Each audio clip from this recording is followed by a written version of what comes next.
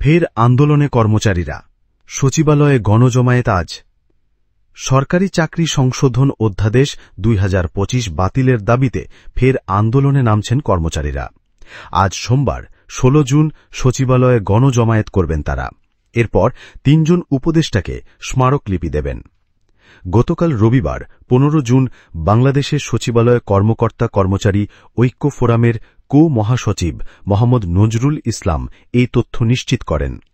তিনি জানান, সরকারি চাকরি সংশোধন অধ্যাদেশ ২০২৫ বাতিলের দাবিতে আজ সোমবার সকাল 10:30টায় সচিবালয়ের বাদামতলায় জড়ো হবেন কর্মচারীরা। গণজমায়েতের পর স্বরাষ্ট্র, সমাজকল্যাণ এবং গৃহায়ন ও গণপূর্ত উপদেষ্টাদের স্মারকলিপি দেওয়া হবে। তারপর ঐক্য ফোরামের নেতারা নতুন কর্মসূচি ঘোষণা করবেন। গণজমায়েতে অংশ নিতে ঐক্য ফোরামের পক্ষ থেকে কর্মকর্তা কর্মচারীদের কাছে বার্তা পাঠানো হয়েছে।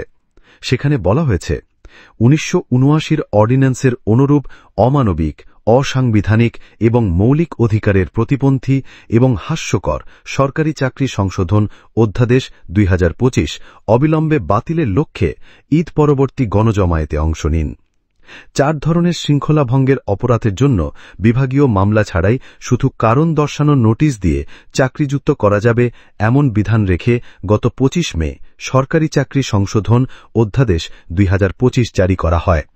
এর আগে গত ২২ মে উপদেষ্টা পরিষদের সভায় অধ্যাদেশটির খসড়া অনুমোদন হয়। ২৪ মে থেকেই কর্মকর্তা কর্মচারীরা আইনটি প্রত্যাহারের দাবিতে সচিবালয়ে কর্মকর্তা কর্মচারীদের সবগুলো সংগঠন সম্মিলিতভাবে আন্দোলন করে আসছিল। তারা এই অধ্যাদেশটি নিবর্তনমূলক এবং কালো আইন হিসেবে অবহিত করছেন।